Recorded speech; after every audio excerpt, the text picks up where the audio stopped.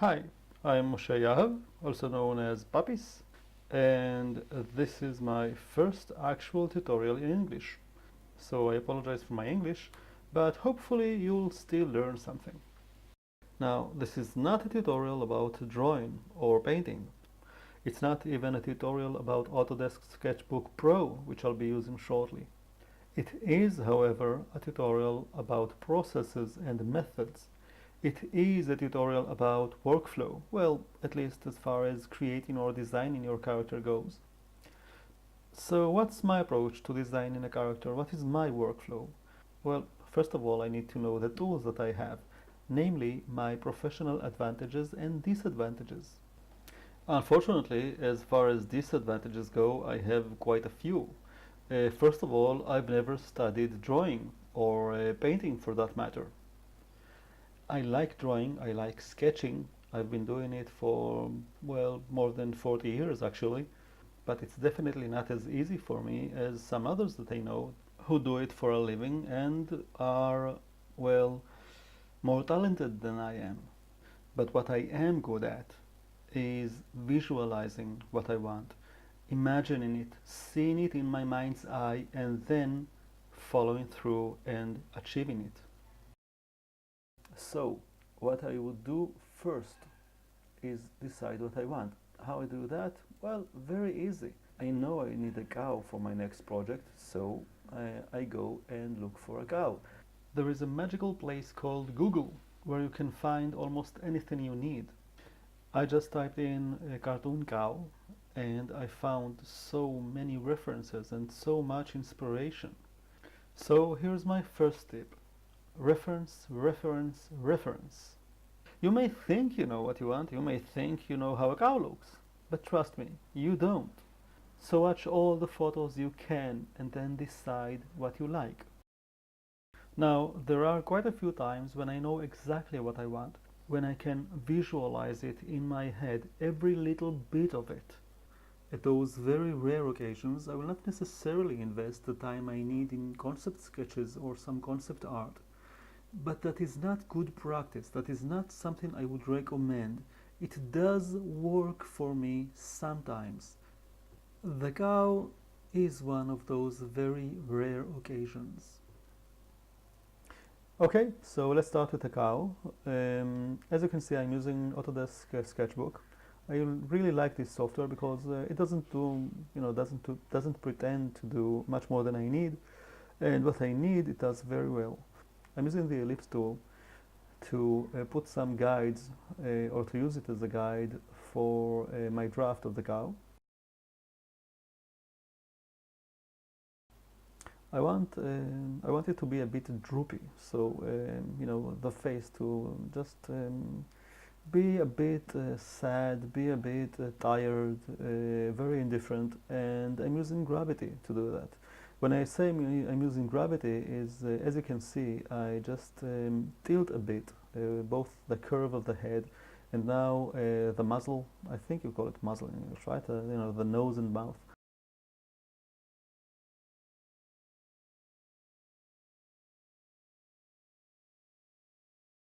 And I've tilted also the nostril just a bit further and further towards the ground. And the effect that I'm hoping to achieve is like, something that's really tired and, gravity just gets a hold of it. I apologize for the quality of the sound. I'm afraid I'm using my old microphone, which is not that good, as you can hear. Somehow I just managed, just before recording this tutorial, I just managed to, well, rip the cord or rip it apart or just break it inside. I don't know how, by the way. It was a very good mic, God rest its soul. And, apparently I can do stuff, bad things to good instruments.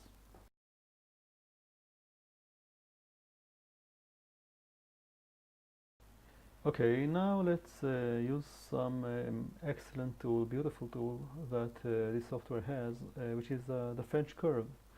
My hand is not that stable. I think I'm really not that good of an artist. I don't draw as well or paint as well as others I know. But again, I do know to imagine what I want. And the French curve and also other guides in this software and other programs um, just help me to to carry out well, my vision, if you will. So now I'll use the French curve, various French curves that Sketchbook has to draw out some of the more, let's say, accurate and a bit difficult curves that I can that I need in this particular drawing. But sometimes you really don't have any choice. For instance, the ear. Um, sorry, the ear. I should be able to draw on my own. Also, you know, that's not that good. Okay. So some stuff you have to do by hand. I'm afraid no other choice that you have in that matter. But again, use any guide you can. Use the French curve, the straight lines, of course, different types of ellipses or circles, and anything you can get your hands on.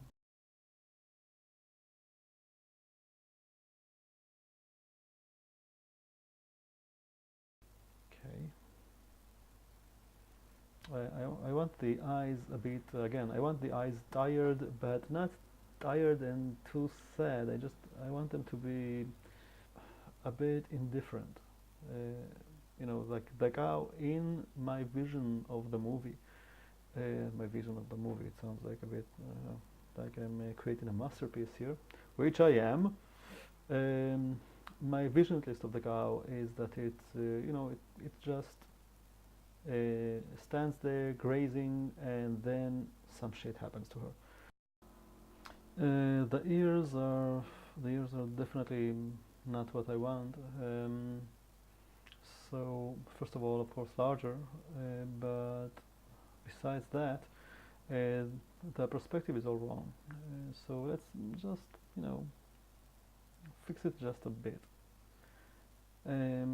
Now, I'm not talking too much about the design itself or the design rules, but whenever you want something to be cute, okay, or even if it is a very sad and misanthropic cow, actually, um, if you make the eyes larger, sometimes, not always, but sometimes the ears a bit larger, and of course the mouth, the nose, the mouth and the nose, the whole muzzle actually, or the whole snout in different species of animals smaller, then you get it a bit, you get the cuteness out of it. If any creature has horns, then if the horns are small and rounded, usually, not always, because it always depends on context. Usually, you'll get something which is less frightening, less intimidating, and again more cute. Let's just fix the mouth curve here, the lip curve actually. So again, you see, I am using the previous lines that I used, I've made with the guides, but I really think that there's nothing like a human touch, even if unfortunately I'm that human. But what can you do? I see no one else here, so I'll just have to do. I clean up a bit. It's actually that's sad. When I clean it up, it looks worse. So, but again, fortunately, I'm going to do a three-dimensional character of the cow. Otherwise, I would probably fire myself for doing what I do, just for providing this quality at least.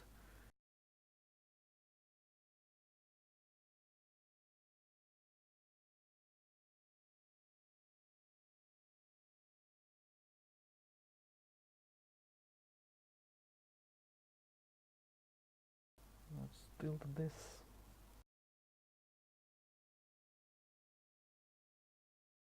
If you remember when you were kids, hopefully the older ones at least weren't born with a computer or with a pressure tablet, and we actually used pencil and paper to draw stuff. And what you would do is sometimes just either turn the notebook, or if you were a bit mentally challenged, as I was as a kid, you would stand up and turn around the table, which actually has the same effect, except for the teacher yelling at you for why do you stand up and stuff. And when you tell her that it's because you're drawing, it amazingly um, makes it worse. So either way, standing up and turning around the table, or turning the notebook that you were drawing in, and you would then use the natural, let's say, the natural arc that you have both in your wrist and in your elbow and in your shoulder, and that would help you do the arcs right. What I've done meanwhile is, well, still doing actually, is making the body a bit shorter, chubbier, and basically smaller. Again, for the sake of cuteness, because if the head is a bit larger by comparison to the body, then what you achieve is you diminish the size and therefore the strength and therefore the intimidation factor of the body. Unless, of course, you're doing it erect, which is, well, basically all head and teeth. Well, I did say it's all about context, right? The hind leg. Well, mammals usually, quadrupeds definitely, have a bit of a different orientation of the leg than we humans are used to.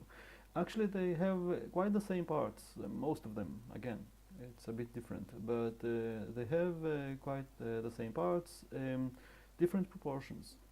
So we should take it into notice when we create the legs. Now, since I've squashed the belly of the beast, in this case the cow, it is a bit too pot-bellied. So I just make it a bit shallower and a bit. It's a shallow cow. It doesn't read much, so its belly is also a bit, flatter. She's been working out. Front leg is a bit straighter or thinner. Again, this is my cow. If you watch cows, okay, I would say in the wild, but I don't think there are many cows in the wild anymore. The hind leg would also be quite straight.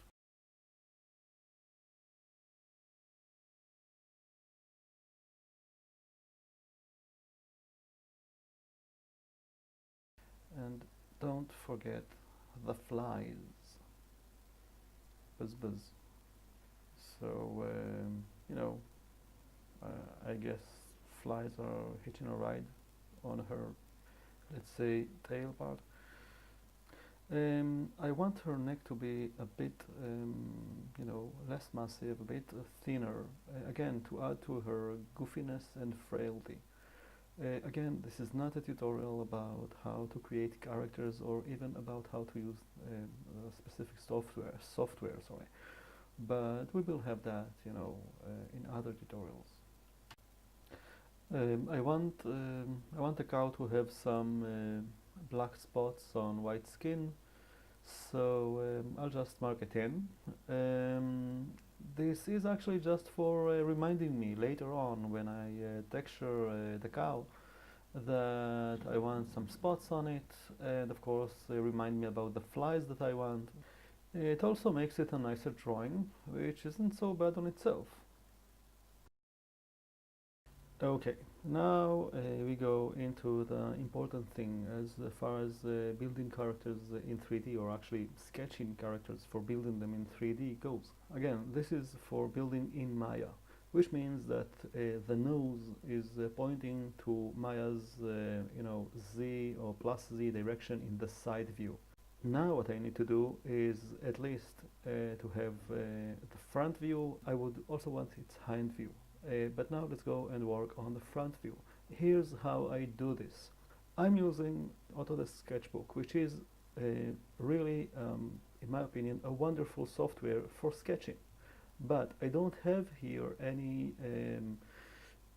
automatic tools, vector tools, or anything like that. So I do need to know exactly where my different cow's body parts will be in different views. So what I'm doing now, you see me, or you actually saw me, create a new layer, pick some, non-obtrusive or some different color which is a bit more pastel, and sketch some lines which correspond to different parts of my character. The hooves, the others, the knees, the belly, and I'll continue. Now these blue colors, blue lines are starting to be a bit too close to each other, which may end up in me being a bit confused. So what I do, I simply change color. And I'm not changing this color to correspond to any body parts or stuff like that. Sometimes, by the way, I do. I use color for myself as color coding to distinguish between body parts or texture segments or stuff like that. Again, we'll see that as we go on. But now I just need some different colored lines so I don't get blue, blue, blue all the time. And it will be easier for me to understand which is which. Just decided it on the fly. On the left, I'm drawing the front view, and on the right, I will draw in. I will draw the hind view, or the cow's ass, if you like. Something else that I'm doing on the fly again, which I didn't mention and I should mention. There are some lines or some body parts that are very close to each other. Just for example, I have the front knee and the very bottom of the tits. I think these are the tits, the fingery things. And what I did, I've decided, again on the fly, I've decided that I want it to be on the same height. The same with the bottom of the nostril and the top of the mouth. If you see, there's one line. The reason for that is not to to preserve electrical or digital ink. Usually, you want different elements of your design to have different elements aligned with each other. It is more pleasing to the eye. I don't know why it is so, but it is so. So when I come across some elements that are very close to each other, I simply decide that they are not close but actually together. So I use the same height, for instance, to put different objects. I use it in composition. I use that method, It's actually more of a philosophy, I guess. I use it in everything I do. So just as a tip, because I think it makes design a bit more approachable, a bit easier for people like me who are really not designers. I mean, there are guys out there and girls who are so much better than I am at designing. But when you do something, um, it's really better if you understand a bit um, in different disciplines. And again, if you saw, I put the ear so it is aligned with the eye, top and bottom. Um, because as I was talking, I just saw that it fits. So again, it's a bit opportunistic on my part, but it's a very good opportunity. Again, the bottom of the nostril is aligned with the top of the mouth. The top of the nostril I've aligned with the top of the meaty part of the lips. And you see that the top of the nostril is not really aligned that way when it wasn't aligned that way when I started drawing. What I will do, I will try to align it like that when I build the cow in 3D. I've started the front view, as you see. What I do is, well, establish a line of symmetry because you need to have your symmetry. Once you have that, what you should do is copy as best you can the masses or the volumes of different body parts from the side view, which is finished, to the front view. It's quite easy. You actually either copy and paste different layers, different parts, or simply use the different tools such as the ellipse tool to try and contain and again copy the volumes of different body parts, just like I'm doing now. Started with a muzzle and the skull. As far as the torso goes, for instance, I will try and have just I don't need the depth of the cow because I won't see it in neither in the front or the hind view. And you see that it also fits within those blue lines that I've drawn earlier. Let's take the others. That's nice. It was almost a sphere when I drew it, so I drew it by hand. Something to be proud of. Now I know that I'll use these parts in the front and the hind view, so I'll just copy and paste them and fit them as best I can within those lines that I've drawn earlier. And now let's continue on with the front view. I'll just remove her nose from her ass, just some small courtesy. So here's our front view. Now at some point you have to start working. You have to do things by hand. Saying that, it doesn't mean that you should be stupid. Remember, this is for lazy people such as me. So I'll try to utilize whatever tool the software has to offer. And SketchBook has, for instance, a very strong and very nice and very easy to operate symmetry tool. And so that's what I'll use.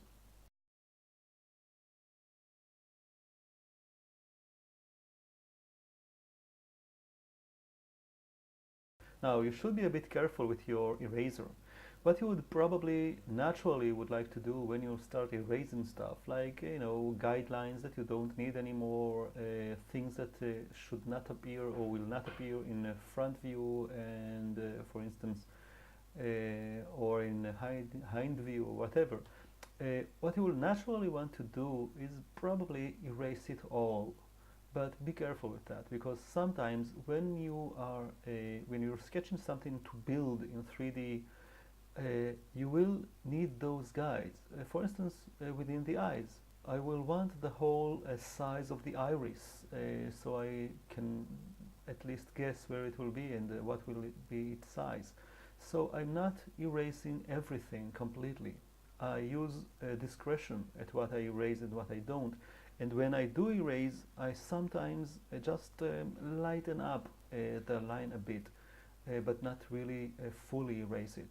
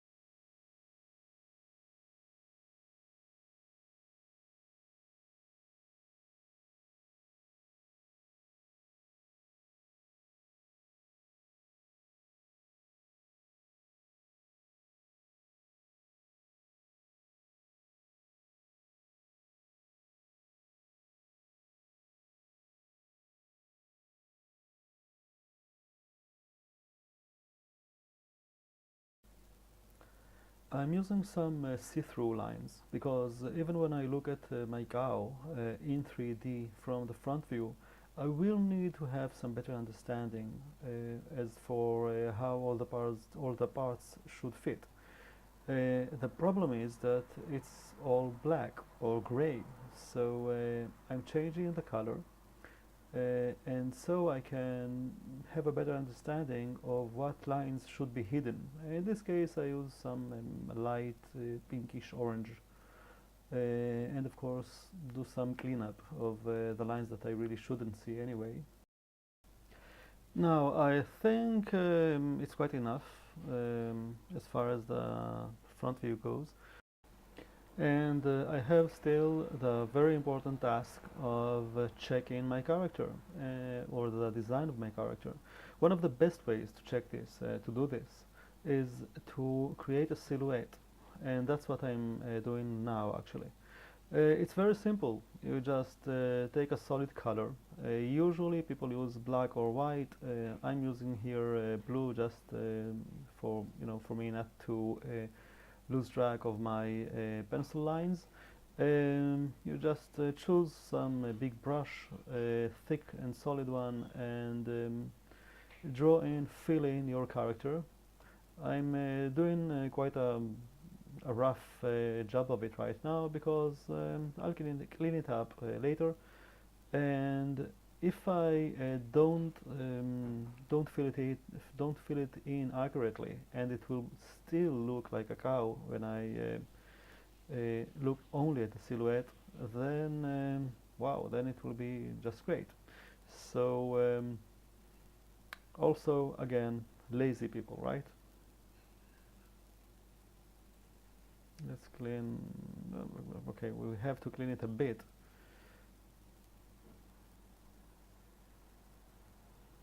And here as well. Okay. Um,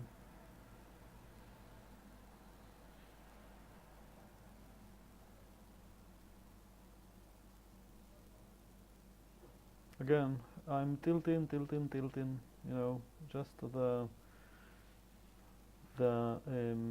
page rotation is, one of the things that I really enjoy and love. How small my world is, but we're really one of the greatest things. Something that I missed in Photoshop once. It has it now, fortunately. But one of the things that I was missing in Photoshop in quite late versions that it didn't have that, and that's why I wanted to work more.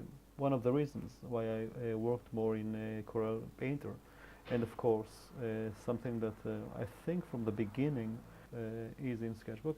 Um, Here is my cow. It looks like a cow, a bit of a terrier face, perhaps, but again because I didn't really clean it up much, but it's good enough. Now let's create another silhouette for the front view. Create a layer and fill it in solid color. Let's be a bit more accurate here because the front view will be a bit more difficult um, to see the cow just in a silhouette mode. So I'll try being less lazy right now.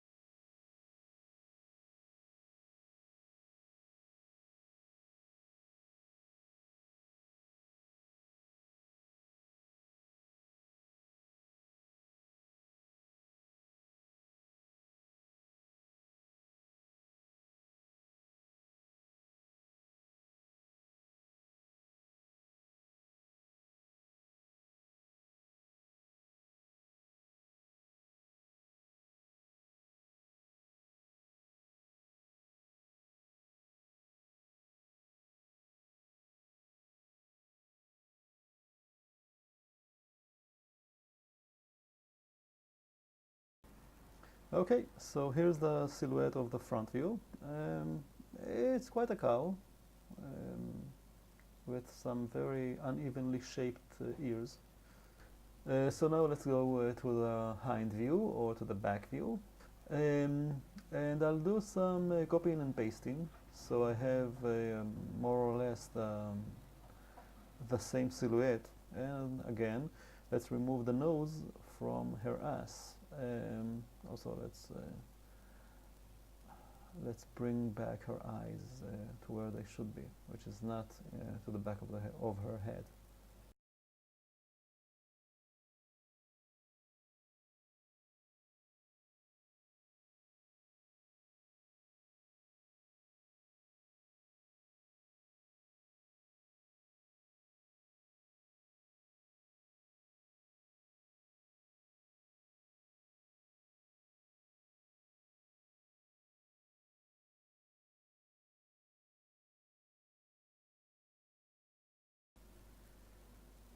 And there seems to be a bit of a problem. Two problems actually. One of which, the main one, is that the height of the hips was simply I made a mistake. I put the top of them on the blue line instead of on the orange line. So I'm also updating the silhouette, of course, with the wrong color apparently.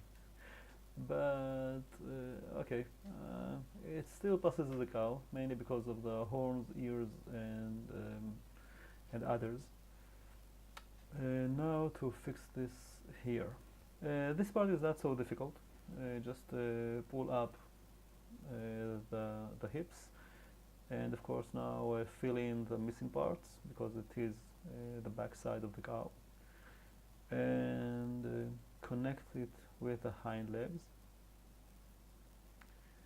And I think I want, and that's the second problem, I think I want the hind legs to be inside, okay, and okay, first finish with the tail, but I think I want the hind legs to be inside or closer to each other than the front legs. I want the front legs to have a wider stance than the hind legs. That would be a bit more difficult. Okay, we'll finish with the tail, and then you can see what I can do about the hind legs and front legs positioning. Now, the difficult thing I have about the front and back legs in the front view is that they're actually on the same layer. If they were on different layers, all I had to do was just move them apart and deal with each layer and actually each leg separately. That would be nice if I were smart enough to begin with. I wasn't. So what I am actually doing now is employing a technique I use in Maya a lot. In polygons and 3D, we'll learn that when we talk about Maya. But what I did here actually was duplicate the layer that has the legs. And in one, I am deleting the lines of the front legs, in the other, the lines of the back legs, very carefully, by the way. And then, when they are separate, I can finally move them and position them better.